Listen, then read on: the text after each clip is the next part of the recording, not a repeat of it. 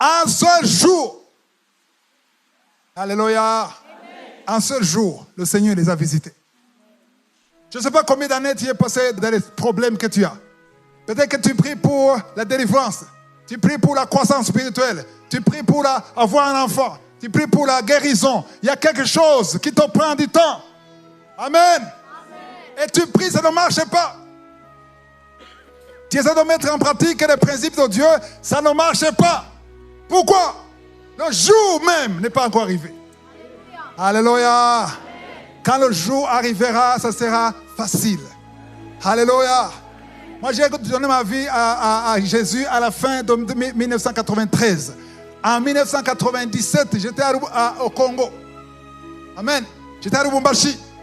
Et Dieu m'a parlé de son ministère, de Kanguka. Il n'a pas parlé de Kanguka, mais ce qu'il a dit, c'est Kanguka. Et quand j'ai vu ça, j'étais excité. Oh, ça arrivait. J'attendais au moins 1 ou 2 mois. En 97. Alléluia. Kanguka a commencé en 2015. Qu'est-ce que je faisais de 97 en 2015? Hein? J'étais dans le désert. Amen. Et c'était 430 ans. Moi, c'était combien? Calcule. Hein? 18 ans. 18 ans de désert. Ce que Dieu a dit, ça n'a pas marché. J'attendais. En ce moment, je doutais même de la voix de Dieu. Je me disais, ce n'est pas Dieu qui a parlé. Mais la visitation n'est pas venue en 2015. La visitation est venue en 2009. Combien d'années? 12 ans. En 2009, c'est là où j'ai eu la visitation. C'est la visitation qui m'a fait sortir du désert. Alléluia. Parce qu'avant 2009, en 2002, 2003, 2005, jusqu'à 2008, je luttais pour sortir du désert. J'ai tout fait pour sortir du désert. Et ça ne marchait pas. Qui a essayé ici que ça n'a pas marché? Ah, je ne suis pas le seul. Alléluia. La parole de Dieu me disait que quand tu donnes, tu es béni. Moi, je donnais et je m'enfonçais. Au lieu d'être béni, je ne faisais que m'enfoncer. Au point que si quelqu'un me bénit, il a un problème avec son travail. À cette époque. Et je me demandais, est-ce que c'est lui ou c'est moi? Si ça arrive avec 3 personnes, 4 personnes, 5 personnes, j'allais devant Dieu et je pleurais. Qu'est-ce qui ne va pas avec moi? Je n'avais pas compris que ce n'est pas encore la visitation. Alléluia! Quand le moment de la visitation arrive, tu ne luttes pas. Tu restes à genoux. Amen. C'est en 2009, début 2009, que j'ai compris que je ne dois pas me lamenter. Voilà pourquoi je dis toujours, il est interdit de se lamenter. Pourquoi? Parce que j'ai compris que chaque fois que je me lamentais, je me bloquais, je me liais. Amen. Je me liais, je priais, je jeûnais et je me lamentais. Les 3 choses. Toujours. Et ceux qui ont quitté l'Égypte avec l'âge de 20 ans, sauf Josué et Caleb, ils ne faisaient que se lamenter. Personne, dites personne. Personne n'est entré dans le pays de la promesse. Ils sont tous morts. Et dans Nombre 14, on explique pourquoi ils sont morts. Ils sont morts parce qu'ils ne faisaient que se lamenter. Alléluia. Quand tu ne fais que te lamenter, tu tues toi-même tes bénédictions. Tu tues toi-même ton appel. Tu tues tes promesses. Alléluia. C'est pour ça que quand tu as envie de te lamenter, ne te lamente pas. Va devant Dieu et loue Dieu. Une seule personne qui dit Alléluia. Tu n'as pas le choix, c'est le chemin obligé. Alléluia. Et en 2009, j'ai eu une visite de Josué. J'ai dit en 2009, j'ai eu la visite de Josué. Alléluia. Je faisais au moins 4-5 mois de prière, d'adoration. J'avais décidé que je ne veux plus me lamenter. Amen. Et j'ai eu la visitation. La visitation que j'ai eue au mois de mai 2009. C'est cette visitation qui a fait que je sois aujourd'hui ici. Alléluia. C'est cette visitation qui a fait qu'aujourd'hui vous écoutez Kanguka. Alléluia. Alléluia. Parce qu'avant je ne pouvais pas. Ah non, vous ne comprenez pas. Le jour où on sera au ciel, Qui vont aller au ciel? Ah, nous sommes nombreux. Le jour où on sera au ciel, vous serez surpris. Il y a des gens qui seront au ciel et ils seront surpris de voir beaucoup de richesses qui n'ont pas exploitées. Beaucoup de promesses de Dieu qui n'ont pas été exploitées sur la terre. Il y a des enfants de Dieu qui meurent alors qu'ils n'ont pas fait ce qu'il fallait faire. Alléluia. Allez. Amen. Alors, il faut comprendre que tu dois donner tout ce qu'il faut. Tu veux mourir quand? Quand est-ce que tu veux mourir? Demain. Quand tu seras vide. Quand il va accomplir ta mission. Alléluia. Il ne faut pas dire je vais mourir 120 ans. Non, non. Tu vas mourir quand tu vas terminer ta mission sur la terre. Alléluia. Quand tu termines ta mission, il faut t'en aller. Alléluia. Alors, je disais qu'en 2009, au mois de mai, j'ai eu la visitation. Et cette visitation a transformé ma vie. Ma vie spirituelle, ma vie sociale, tout en seul mois. Amen. Mais pour y arriver, il faut persévérer dans la prière. Alléluia. Ok, le verset suivant, on va dans 1 Samuel, chapitre 1, verset 13. Anne parlait dans son cœur et ne faisait que remuer les lèvres, mais on n'entendait point sa voix. Élie pensa qu'elle était ivre. Encore une fois, on commence par le milieu parce qu'on n'a pas assez de temps. L'histoire d'Anne, vous connaissez l'histoire d'Anne, il y avait un homme qui s'appelait Elkana. Amen. Il avait combien de femmes? Anne et Pénina. Amen. Alors, Anne c'était la gentille, Pénina c'était la méchante et qui avait des enfants. Parfois ça m'étonne quand je vois des gens qui appellent les enfants Pénina.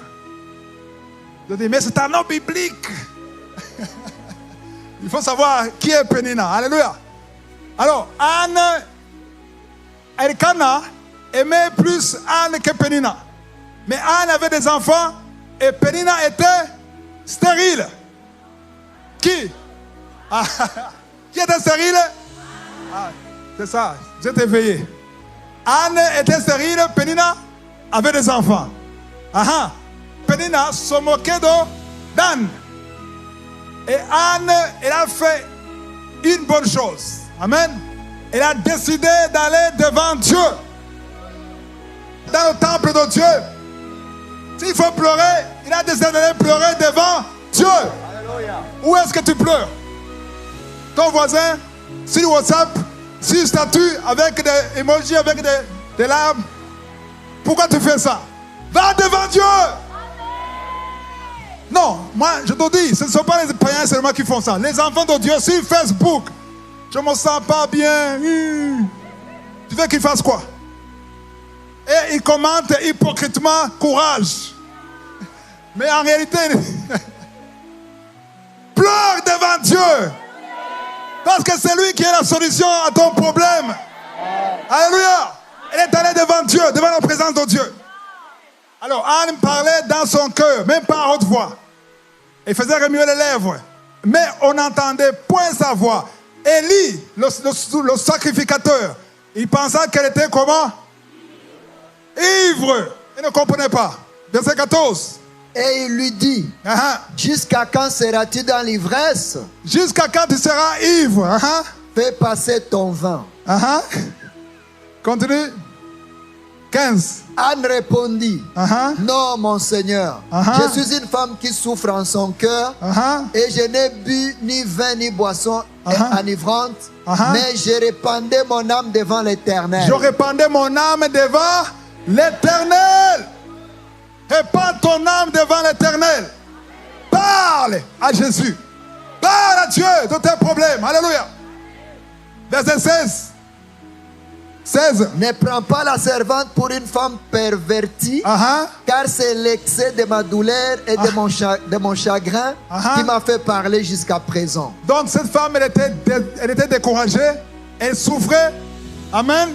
Elle parlait de sa souffrance devant Dieu. Elle dit, ne crois pas que je suis ivre ou perverti, mais c'est la douleur et mon chagrin qui m'ont fait parler jusqu'à présent. Alléluia. Je vais lire le verset 17. Élie reprit la parole. Écoutez ce qu'Élie dit. Amen. Il y a une chose que tu dois comprendre. Élie et Samuel, le prophète de l'époque de l'Ancien Testament, Samuel, c'était le fils spirituel d'Élie. Eux, quand ils parlaient, ce n'était pas comme les prophètes d'aujourd'hui. Amen. Quand Samuel arrivait, tout le monde tremblait. Vous vous souvenez, le père de David, il le voit à distance, il dit, qu'est-ce qu'il y a? Est-ce que tout va bien? Parce que la parole de Dieu dit que, par exemple, Samuel, toute parole qu'il disait, tout ce qui sortait de sa bouche, ça n'arrivait pas par terre. Alléluia. Ça dit que Dieu accomplissait tout ce qu'il disait.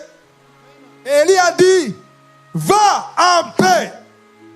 Et quel est le Dieu d'Israël, pas n'importe quel Dieu. Je suis le Dieu d'Israël, exauce la prière que tu lui as adressée. Élie, en tant que souverain sacrificateur, c'est l'image de qui aujourd'hui? De qui? Jésus.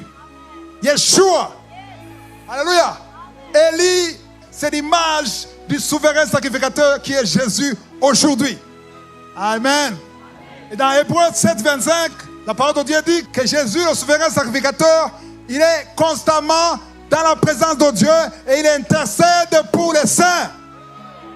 Qu'est-ce qu'il dit à Dieu? Il apporte les sacrifices. Il prend les sacrifices, il prend l'adoration, il prend les louanges, et il prend les prières des saints. Amen. Donc, quand nous prions, il y a Jésus qui est devant Dieu, qui intercède pour nous. Peut-être que tu n'as pas su comment prier. Amen. Tu n'as pas parlé comme il faut, mais Jésus corrige tout. Ah non. Quand ça arrive devant Dieu, c'est une prière parfaite. Il enlève ce qui est charnel. Il enlève ce qui n'est pas bien. Parce qu'il est là pour le souverain sacrificateur. Il y avait le parvis, il y avait le lieu saint, il y avait le lieu très saint. Amen. Dans le lieu saint, il y avait les sacrificateurs. Qui sont les sacrificateurs aujourd'hui? Même pas un cinquième. Les sacrificateurs, ce sont ceux qui acceptaient Jésus comme leur Seigneur et Sauveur. Est-ce qu'il y a des sacrificateurs ici? Oui. Je ne le vois pas. Où sont les sacrificateurs? C'est dangereux quand tu es sacrificateur et que tu ne sais même pas que tu l'es. Il faut que tu le saches. Vous avez besoin d'un autre enseignement. Tu ne peux pas être sacrificateur et ignorer que tu l'es. Ça veut dire que tu es pauvre dans la parole. Amen.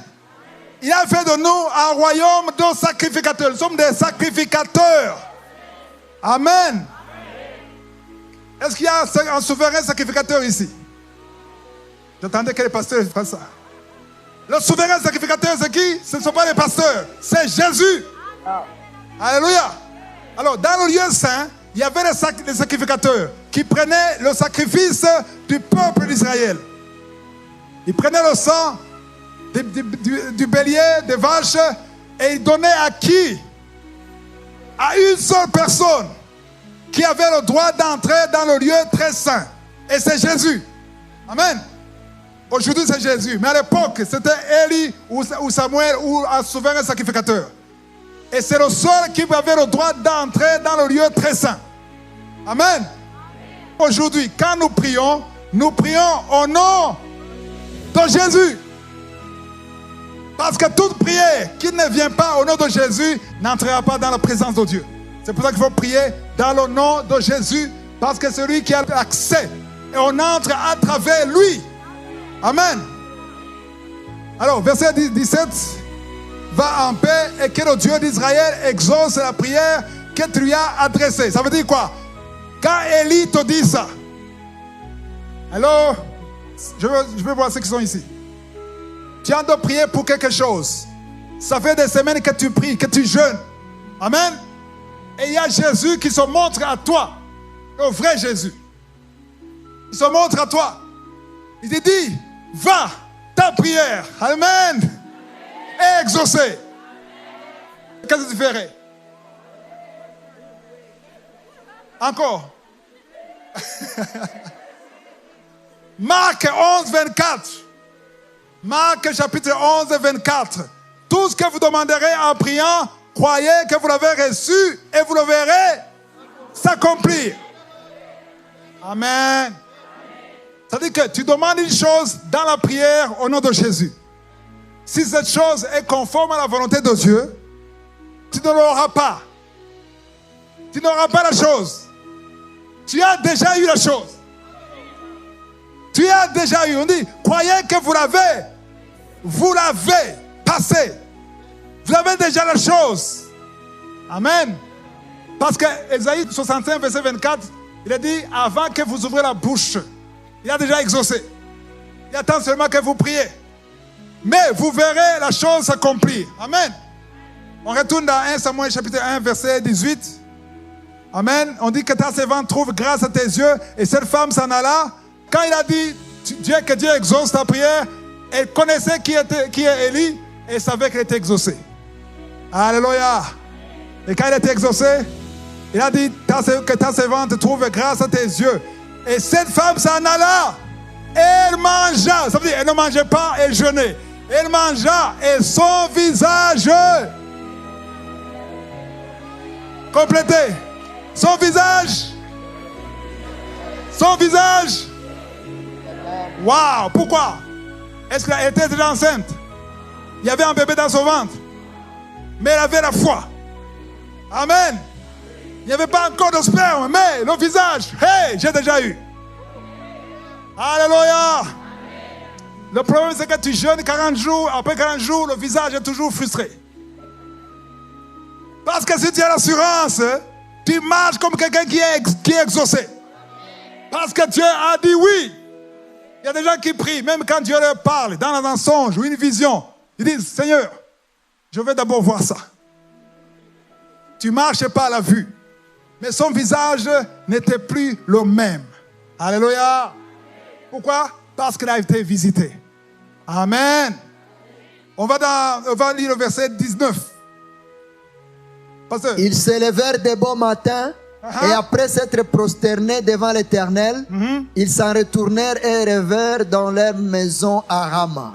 Elkana connut Anne, sa femme, et l'Éternel se souvint d'elle. Wow! L'Éternel s'est souvenu de qui? Est-ce qu'il avait oublié? Pourquoi on dit se souvenir alors? Pourquoi on dit se souvenir? Est-ce qu'il ne connaissait pas Anne? Est-ce qu'il ne voyait pas ses larmes 2 mois avant? Il voyait tous ses problèmes. Mais la parole de Dieu dit, l'Éternel se souvint d'elle. Pourquoi? Elle a été visitée. Wow! Dieu te connaît. Il connaît tes pleurs. Il connaît tes problèmes. Mais peut-être que tu n'es pas encore visité. Mais reste là. Anna est restée dans la présence de Dieu. Elle est restée devant la place où il y a l'arche de l'alliance. L'arche de l'alliance, c'est l'image de Jésus. Reste dans le Seigneur. Ne te lamentez pas. Alléluia. Parle à Dieu. Loue Dieu. Et un jour, alléluia, un jour que Dieu se reconnaît, il va se souvenir de toi. Et quand il va se souvenir de toi, ce sera la visitation. Et quand tu seras visité, ta vie va changer. Ta vie sociale, ta vie spirituelle, ta vie professionnelle, ta vie de tous les jours va changer. Tous qui ont été visités par le Seigneur ont changé de vie. Alléluia. Tu ne peux pas être visité et rester la même personne. On a dit au verset 19, ils se sont levés le matin. Alléluia. C'est tellement que ça s'est passé la nuit. Parce qu'elle ne mangeait pas et restait dans le temple de Dieu. Et le matin, après s'être prosterné devant l'Éternel, ils s'en retournent et reviennent dans leur maison à Rama. Et Elkana, le mari d'Anne, a fait quoi? Il a connu Anne. En langage biblique, qu'est-ce que ça veut dire connaître Anne? Ça veut dire quoi? Il a couché avec. Est-ce qu'avant il ne couchait pas? Avant ils étaient à chambre séparée. Ils étaient dans la même chambre et ils faisaient des rapports de mari et femme. Mais pas d'enfant. Pourquoi? Pas de visitation. Il a connu Anne, on n'a pas dit combien de temps. Peut-être ce sont des mois. Je ne sais pas combien de temps ça a pris, mais il a connu Anne. Cette fois-ci, après la visitation, il a connu Anne et il y a eu conception. Peut-être dans la même chambre avec ta femme, et vous passez 3 ans sans la visitation, il n'y aura pas de conception. Attendez le moment de la visitation. Persévérez dans la prière. Continuez à prier. Alléluia. Attendez le temps de Dieu et l'Éternel va se souvenir de toi. Parce que toutes les paroles que tu dises dans la prière, ça monte dans la présence de Dieu. Ça monte devant Dieu à travers Jésus. Et quand il va se souvenir de toi, tu seras visité. Alléluia. On va dans 1 Samuel chapitre 2, verset 18. Samuel faisait le service devant l'Éternel et cet enfant était revêtu d'un éphod de lin. Ici, on parle de qui? De Samuel. Qui est Samuel? L'enfant de qui? Donc, ça dit qu'il y a eu le temps de visitation, le temps de connaître sa femme, et le temps de 9 mois de grossesse, et l'enfant est déjà né ici. Donc, ça faisait peut-être 2 ans, je ne sais pas. Il y a un enfant qui est né plus de 2 ans, parce que l'enfant a revêtu des éphod de lin. L'éphod, c'est pour les sacrificateurs. Je me dis que c'était trop grand pour l'enfant. Souvenez-vous que Anne a dit, si elle a demandé à Dieu, si j'ai un enfant, je te le donnerai. Alléluia. L'enfant que j'aurai sera pour toi. Pourquoi elle a prié comme ça? Qui a prié comme ça? Ici. Parce qu'il y a des choses qu'on dit, on ne sait pas ce qu'on dit. Parce que ce qu'Anne disait, elle savait très bien ce qu'elle disait. Elle a dit, je vais te donner l'enfant. Ça veut dire que l'enfant, quand j'aurai un enfant, un garçon, je le mettrai dans le temple de Dieu. L'enfant va rester là. Je ne le verrai pas, je vais le visiter, comme on visite quelqu'un qui est en prison. Quelle maman peut faire ça? C'est ça qui a touché Dieu. Alléluia. Amen. Et il pouvait dire, ok, je vais rester avec un enfant. Quand tu as un enfant, tu veux rester avec ton enfant. Les mamans qui sont ici. Tu veux rester avec ton bébé, tu veux marcher avec partout, tu veux être fier de ton enfant. Mais Anne a dit, quand j'aurai un enfant, je ne le toucherai pas, je le donnerai dans le temple de Dieu. Il va rester là-bas. Pourquoi? Elle ne voulait pas être connue comme une femme stérile. Alléluia. Elle voulait avoir la paix. Devant qui? Pénina. Verset 19. Sa mère lui faisait chaque année une petite robe. Wow. Et la lui apportait en montant avec son mari pour offrir le sacrifice annuel. Est-ce que vous comprenez ça? Ils ont eu un enfant, Elkana et Anne. Et peut-être à 2 ou 3 ans, il a pris l'enfant dans le temple de Dieu. Bye bébé. Parce que l'enfant croissait encore. Parce que dans le temple de Dieu, on ne portait pas les culottes ou les pantalons. On portait des robes. Et quand il y a des robes, l'enfant grandissait. Et à un certain moment, la robe devenait comme mini. Et il fallait que la maman revienne, elle allait coudre d'une robe dans un enfant de 5 ans, et l'amener, donner à l'enfant. Et elle et son mari, alléluia, et ils offraient aussi le sacrifice annuel. Waouh! Il y a l'enfant qui est là, et en plus de ça, vous offrez le sacrifice. Chaque année, il amenait une autre robe pour un enfant de 6 ans. Un enfant de 7 ans, alléluia. Chaque année, on a dit chaque année, une petite robe, chaque année. Waouh, quelle fidélité. Il n'attendait pas notre enfant. Il a dit, j'ai promis, j'ai fait ce que j'ai promis au Seigneur. Verset 20. Élie bénit Elkana et sa femme en disant que l'Éternel te fasse avoir des enfants de cette femme. Waouh! Attends, est-ce que vous comprenez ça? Élie, il a vu le sacrifice de Anne et de son mari. Il a vu qu'elle est fidèle. Chaque année, il venait. Elle pouvait venir juste pour la robe et rentrer. Mais en plus de la robe, elle priait. Elle amenait aussi le sacrifice. Alléluia. Et quand il a vu ça, il a dit, que l'Éternel te fasse avoir pas un enfant, des enfants. Il parlait à qui? À Elkana. Que l'Éternel te fasse avoir des enfants de cette femme, pas une autre, parce qu'il avait une Pénina. Pas de Pénina, cette là. Alléluia. Il y a les enfants de la promesse et les enfants biologiques, c'est différent. L'enfant de la promesse, il y a une onction qui a su cet enfant. Wow! Il y avait Isaac et Ismaël. Dieu a dit que même Ismaël est béni parce qu'il venait d'Abraham. Mais ça n'a rien à voir avec Isaac. Parce qu'Isaac, c'est la promesse. Alléluia. Dans cette femme, écoutez ici, pour remplacer. Derrière, ils dorment là-bas. Faites comme ça. J'ai dit quoi? Pour faire quoi? Qu'est-ce qu'on remplace? Remplacer quoi? Hein? Pour remplacer? Pourquoi? Samuel était déjà sacrifié pour Dieu. Il n'avait pas d'enfant. Mais comme il venait chaque année, on donnait une robe, on rentrait dans la maison. Mais même quand on rentre, il y a Pénina qui est entourée d'enfants. Pénina disait, ouais, tu n'as pas d'enfant. Va dans le temple. Mon garçon, devant l'Éternel, va voir dans le temple. Elle était fatiguée de s'expliquer par les voisins. Disaient, on a appris que tu as un enfant. Est-ce qu'il est mort? Non. Va dans. Et il a dit maintenant, tu ne vas plus dire va dans le temple. Toi maintenant tu vas jouir d'un enfant. Pourquoi? Parce que tu es fidèle. Parce que tu es intègre. Jésus guérissait même les païens. Les païens. La plupart des gens ils étaient des païens. Mais souvent Jésus disait va, ne pêche plus. Voilà pourquoi il y a des maladies qui sont guéries et souvent ça revient. Tu vois? Tu veux la guérison. Tu pries pour la guérison. Mais il faut te sanctifier. Il faut te repentir. Oui. Les bénédictions, on va les laisser ici. Tu demandes à Dieu une femme. Mais je t'informe que quand tu seras au ciel, ta femme ne sera pas ta femme. Parce qu'au ciel, on n'a pas de femme. Tu cherches une maison, tu cherches un boulot, une promotion. C'est bien. Mais l'important, c'est la sanctification. Tu ne peux pas dire, Seigneur, bénis-moi, mais tu es dans le péché, tu es dans l'adultère, tu es dans la fornication. Ça ne marche pas. Ce n'est pas comme ça. Parce que ce qui est important, ce n'est pas le matériel. Amen. Matthieu 6, verset 33. Cherche premièrement quoi? Le royaume de Dieu et quoi?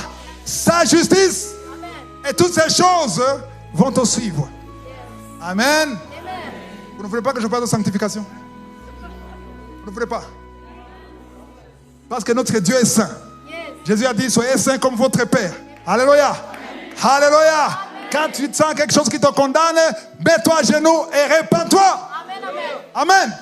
Que l'Éternel te fasse avoir des enfants de cette femme pour remplacer celui qu'elle a prêté à l'Éternel. Qu'est-ce que tu as prêté à l'Éternel? Beaucoup d'ici, sur YouTube, zéro. Tu n'as rien prêté. Tu ne fais que demander. Donne-moi! Donne d'abord avant de demander. Alléluia. Et là, prêter à l'Éternel. Alléluia. En anglais, on parle de loan comme un crédit, une dette qu'on a donnée à Dieu. Et Dieu ne garde jamais des dettes. Dieu paie toujours toutes ses dettes. Alléluia. Alléluia. Amen. Quand tu prêtes à Dieu ton enfant, quand tu prêtes à Dieu ton argent, quand tu soutiens l'œuvre de Dieu, tu prêtes à l'Éternel. Quand tu aides un enfant orphelin, une veuve, quelqu'un qui est pauvre, tu prêtes à l'Éternel. Vous ne suivez pas ça? Est-ce que vous donnez quelque chose à Dieu? Si je ne parle pas seulement de l'argent. Est-ce que tu donnes à Dieu ton temps le matin? Quand tu te lèves, est-ce que tu prends son temps pour prier?